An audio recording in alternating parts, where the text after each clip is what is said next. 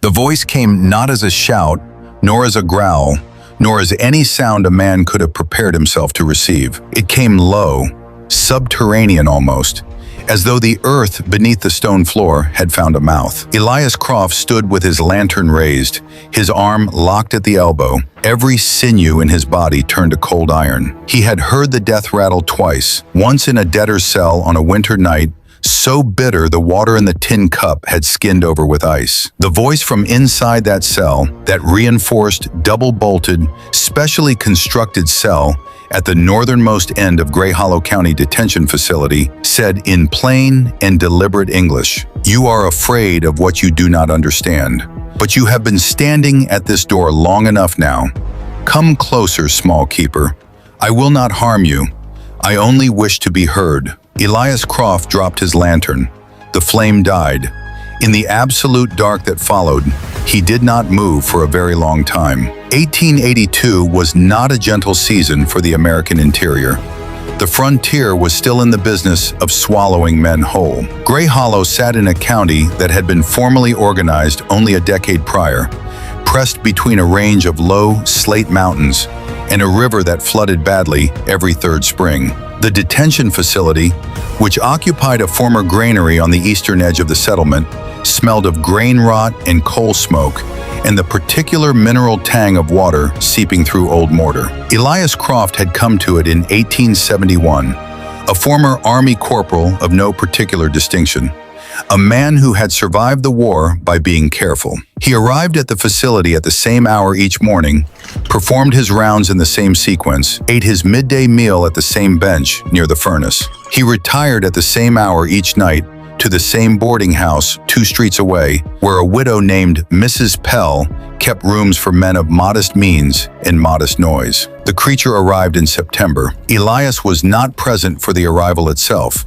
a fact he would later regard with something between relief and a persistent, gnawing sense that he had been denied a truth. From the 2 transport officers who had accompanied the thing from somewhere west, men who spoke in clipped sentences and declined to meet anyone's gaze directly, the ceiling height of the adjacent storage room sacrificed to raise the interior space of the north cell by nearly 3 feet, giving it a total height that no normal prisoner would ever require. He was told only that a special prisoner was coming. He was told to ask no further questions. He was a steady man. He asked no further questions. He saw it first through the door slit on the 3rd morning after the arrival. The lantern light penetrated only so far into that reinforced dark, and what it illuminated came to him in pieces. First he registered the leg, thick as a young tree, the skin an unusual pallor, the knee joint alone roughly at the level where Elias would have expected a standing man's hip to be. Then the hand resting on that knee, fingers longer than a man's forearm, the knuckles large as river stones. He stepped back from the slit, breathed carefully through his nose, replaced the lantern on its hook, and completed his rounds. He entered nothing in the logbook. He ate his midday meal at the bench near the furnace and tasted nothing. Each morning he stood at the slit a moment longer than the morning before. Each morning he permitted the lantern light to resolve a little more of the interior. He saw the full scale of the figure on the 4th day and understood that it could not stand fully upright even in the modified cell. He saw the face on the 7th day and spent a long, private moment that evening at Mrs. Pell's boarding house, sitting on the edge of his bed with his hands on his knees, staring at the floor. The face was not monstrous, which was perhaps the most disturbing thing about it. It was proportioned as a human face is proportioned. 2 eyes that watched him with a quality he struggled to name and finally settled on, in the privacy of his own mind, as patience. Pure, geological patience. It did not pace. It did not press against the door. It accepted its confinement with a quality that Elias found more unsettling than any violence would have been. He began to linger after delivering the twice-daily provisions, a wooden crate of food assembled with attention to the scale of what received it. A man of no special courage, no philosophical training, no unusual curiosity, came back each day, not because he was brave, but because something in the quality of that creature's stillness had communicated itself to him him at a register below conscious thought. I am waiting for you to be ready. He had simply arrived at the cell for the late round and found himself reaching for the outer bolt, and then the second bolt, and then the iron crossbar, with the deliberateness of a man who has made a decision he cannot quite remember making. The door swung inward.